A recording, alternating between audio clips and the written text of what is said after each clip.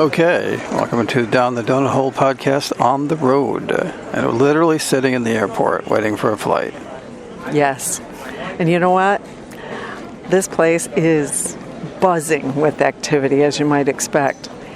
And I have to say, if you sit back and you really think about what's going on in these places, it is an absolute miracle. No, it really is. Yeah.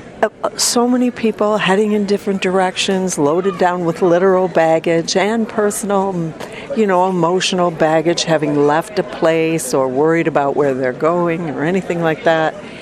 It's just such a wonderful glimpse How of poetic humanity. of you saying emotional baggage, but at least that's not going to hurt your muscles.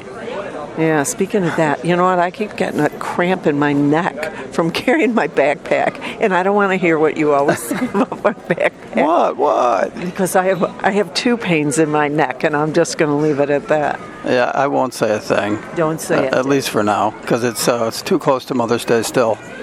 Yeah, the thing he's really too close to is me.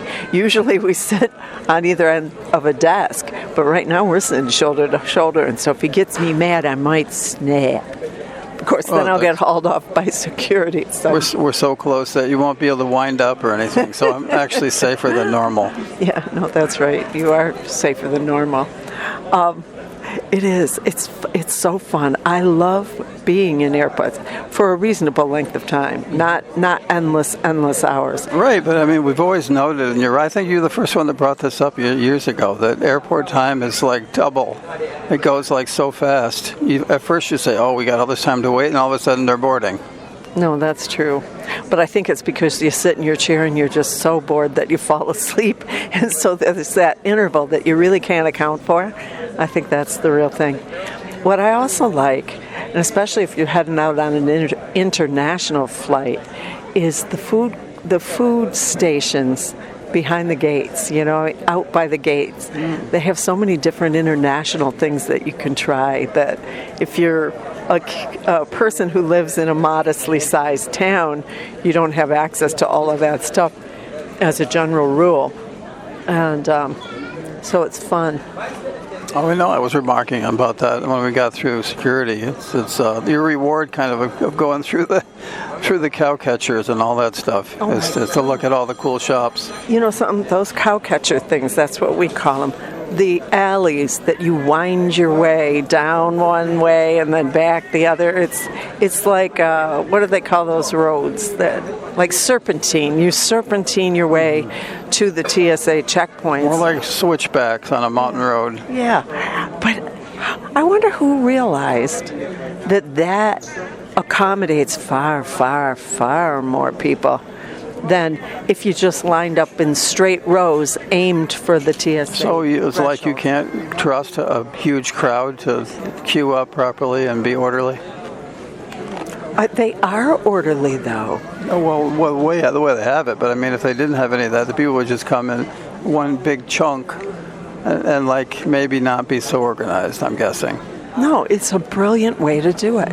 It's frustrating if your luggage is uncomfortable or something because it feels like you're walking 5 miles, which you probably are by the time you're finished. Plus, you have to be careful when you go around all those posts that some of your luggage doesn't snag on it or hit it or knock it over or something. I know, that always is a problem. Or with little kids. One of our kids used to be a great one for ducking under those things and heading back a couple of aisles if you didn't have them by the collar, which didn't look very sweet. You could always tell the kid that needs to be throttled. It's like we talked about on the Mother's Day episode, that there's always some kid, and I can't pretend that our kids were perfect. I remember the littlest one, our youngest one, the seats in airports, if you haven't noticed or thought about it, are back to back. And so there's a pyramid underneath, like a pyramid-shaped tunnel underneath the slope of the backs of the chairs. Well, he used to like to duck in underneath there and then crawl all the way down the tunnel to the other end. Well, if you have a long layover or your flight is delayed or something, the kids, you can only keep them, corralled for so long. And just walking up and down corridors is not the funnest thing for them. So, boy, he used to love to duck in there, but he would come out on the other side just filthy. Yeah, well, he should send a bill for cleaning out all the dust and other detritus in there. I know. We always carried like those little like baby wipes and things like that. So he'd come out after a point. You try to rein it in, but after he's in there, in a desperate time period to keep a kid busy, you let him do it for a little while. Especially late night flights where there's not anybody really sitting in the other seats and it's just an empty tunnel, and just plan on changing their clothes and wiping them up when they come out of there, and let them get good and tired. So when we get on the flight, then that you have some prayer of being able to get a little bit of shut-eye every now and again. So, coming through and traveling and stuff at the airport, I do wish that they would standardize what the process is and what the requirements were, because every airport seems to have different rules. And that, in terms, here's an example: whether you take your shoes off or not. Yeah. Do you need the passport in this next stop, or do you just need the boarding pass? It's like all over the place. Do you take your laptop or tablet out of your bag, or do you leave it in? And so you see all these different combinations of rules, and so of course you're going to ask questions and say, but they always seem annoyed, like you're supposed to know what their rules are. And say, well, do we take our shoes off, or do I take my computer? Well, yeah, of course you do. Whatever. You know what I mean? Yeah. Well, I think that becomes like a whole world to the people that are working there. They know their rules inside and out for the most part. I think in American airports, definitely, I sense more impatience with the travelers, that they need to hurry and comply with all the regulations and fulfill all the requirements that they have set down for that airport. But it is definitely different in different places. What is consistent is worldwide, the size of people's luggage is restricted. We try not to check a bag at all anymore. It detracts from your fun. It really does. I mean, having huge luggage that's way too heavy, you need some sort of cart to pull it around. It does detract from your enjoyment of traveling, I think. And so for us, I think it's certainly helpful to travel light. And certainly it'll save you money. You pop something under your seat, and that's pretty much it. And maybe a personal bag like a purse, or I get away with a fanny pack usually.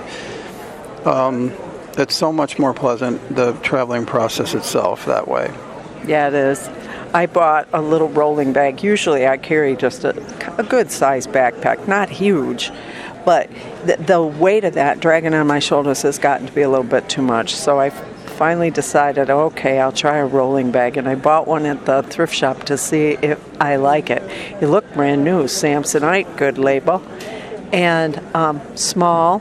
It isn't a big one, so I know I'll be able to lift it up, because one of the things that you forget when you're packing and you're trying to comply with airline regulations for the size of your bag is that they count the handle. If it sticks up, it adds an inch, and the wheels. So there's no wheels that are smaller than like 2 inches. So that's like 3 inches that you have to take off that isn't capacity to put your stuff in. So that's all important to know. Yeah, domestic flights, slip flights especially, are very, and again, each airline has its own policy about that, how much they harangue you about being an inch or a pound or something over. I always think when I was carrying my backpack and using that instead of this rolling bag, which, by the way, so far I like it a lot. I think it's better. Mine, the one that I got from the thrift shop, only has 2 wheels, and then it has those 2 little feet to stabilize it when it's standing upright. I love the bag. I think it's very good, but I think I am going to graduate to a 4-wheel one because they pivot all the way around. And then for my underseat bag, and if anybody's thinking about traveling, it's really important if you have a rolling bag for your main luggage and your underseat bag is going to be a little tote bag or a little backpack or something like that, make sure it has one of those trolley sleeves, they call them, which is a band that slides down over the handle of your rolling bag. And that's really an important thing to have, because then you can rest it on the top of the luggage itself as you're wheeling through the airport. Now, those four-wheel bags, the beauty of those compared to a two-wheel bag is that they sit upright. So if you have the handle extended and then your underseat bag with a trolley sleeve strapped over that, it's a very neat roll, and it doesn't want to tip. Two-wheel bags, unfortunately, are tippy bags. And you find another problem with that, unless you're traveling alone, is that a two-wheel bag, if you're dragging it, it will obviously be behind you. And when you're in a crowded space at the airport, sometimes if you're, for example, the two of us, you have to go single file, and I go behind, and then you're always like, I'm always sticking my foot and banging into the bag. So I think maybe that would be an advantage to the four-wheel, because those are upright and you can just roll them alongside of you. Yes. Yeah, I think so too. And I've seen a lot of nice designs and stuff like that. Now, this bag that I got from the thrift shop is a soft-sided bag. And I do like the soft-sided bags, but I'm not sure if the extra weight of a hard-sided clamshell type bag would be worth it. So these are things I go back and forth in my mind about in between trips. And so I've used the same luggage for a long time. I've used the backpack has been on several trips with me, and I like it.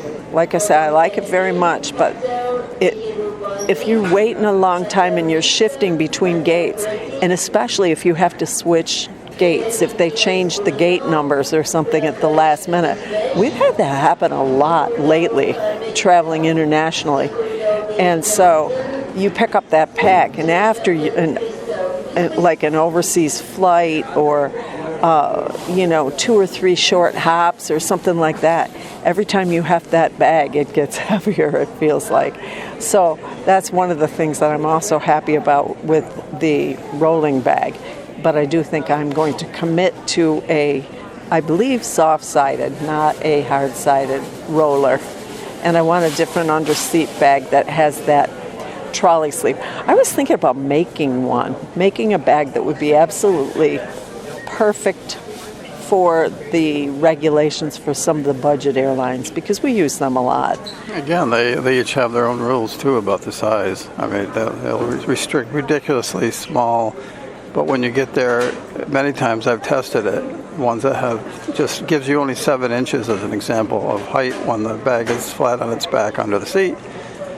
And I was on a few times an airline that had that very small allowance for the height of the bag when it's laying flat. And I was able to put my whole clenched fist on the top of the bag and still clear under the seat. So with your bag? Yeah. Yeah, with my bag, yeah. Not so with mine. No. But see, I carry things that are essentials. Because I don't, like I've said before, I don't like having to run out and shop for things that, to me, I use every day. So I wear, like, cheap clothes, or you wear expensive clothes? No, it isn't that. You know what the real issue here is? Oh, do you have any cotton balls? Do you have any of those tooth harbs? Guys don't use cotton balls, by the way. Do you have any Q-tips? You use Q-tips, and they have to be in some kind of a little container, and that takes up space in my luggage. I could probably fit that in mine. Why don't you? Why are you asking me? Well, I don't recall that I do. You do. I don't remember the last time I used a Q-tip. A million things. Or even toothpaste, and that. I got some. Yeah, this trip.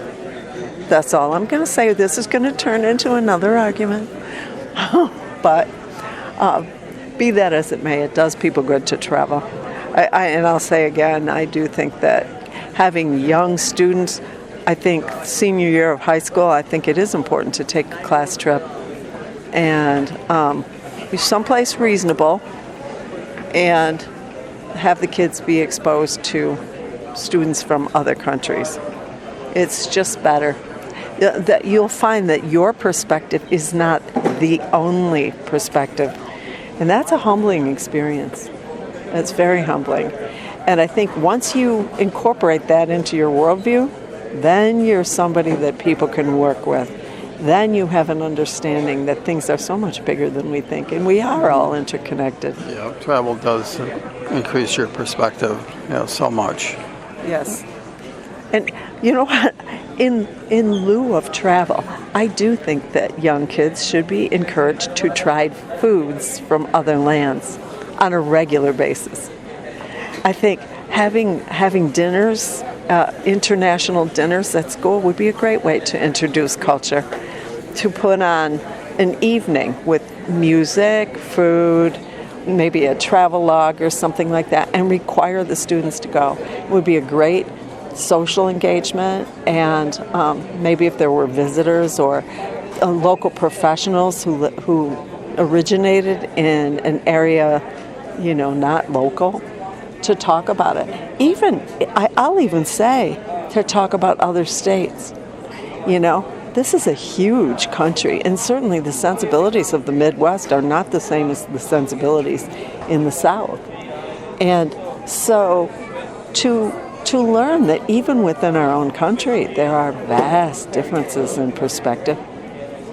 And even between our country and Canada or Mexico, there are very close neighbors. We're not buddies anymore like we used to be because of certain reasons, but, Because we're jerks. Because we are. Well, I don't know. I'll wait a minute. Anyway, we're not terribly far from boarding, so maybe we'll cut this a bit short. We're traveling again tomorrow, so we'll have another update and maybe report on some of the things we've experienced on the long flight. Yeah, but I want to add a couple more things before we go. We got here in a cab. We're flying out of JFK, and we came by. It was an Uber. Mm-hmm. I have to say, I can't imagine what it would be like driving all day in this city. Talk about other miracles. That's a miracle. I know there's accidents, here and there all day long, but compared to the number of cars that are traversing those roads, it's pretty amazing. And we went through some serious construction to get here to this airport. And the amount of patience and the amount of alertness that it takes to be able to do that safely is impressive. It truly is. So I'm grateful for all of that. I really am. And when we talk about finding balance, I think if you look at things in the moment, today is a travel day, so it's important to talk about our experience while we're traveling. And is it the most exciting thing in the world? No, we're sitting in a chair in the airport. But there's life happening all around us, and it's interesting. It's fun to people watch. I like looking at the clothes. I like looking at the dynamics between the people, because it's a study in humanity. It's like a series of vignettes that pass before your eyes, and it's beautiful. It is beautiful.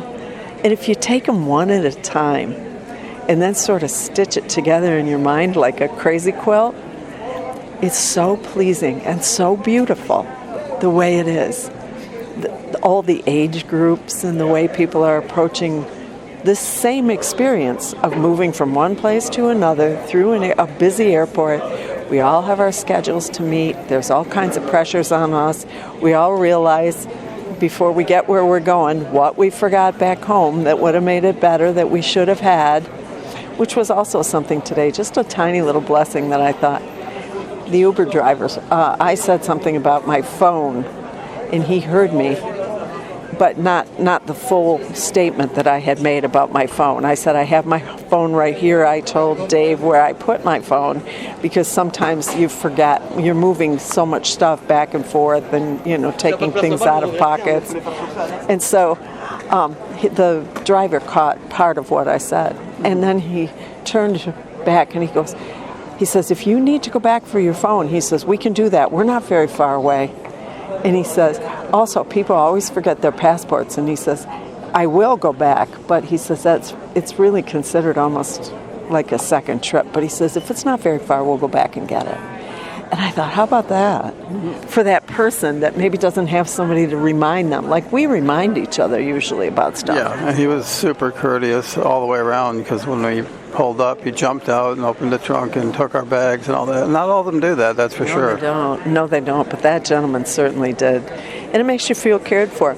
It's maybe it seems like a small gesture to him, but it's big to us. It helps us a lot, not trying to lift things out of his trunk. And he just set them there for us. Other ones, they don't do that. And I have to extend grace to them and say, you know what? I don't know, but what this person has a bad back or an injury of some sort, or some other thing that. Yeah, that's true. That could be the reason that some of them don't, and all of a sudden you're like giving them a low rating or something. But there could be reasons. Yes. Could be they're doing their best. We don't know. We don't have all the information. So if you're in a position to cut anybody some slack and you're able to do what needs to be done on your own, do it. Be grateful. Anyway, we better get to our place and we'll try to have something tomorrow.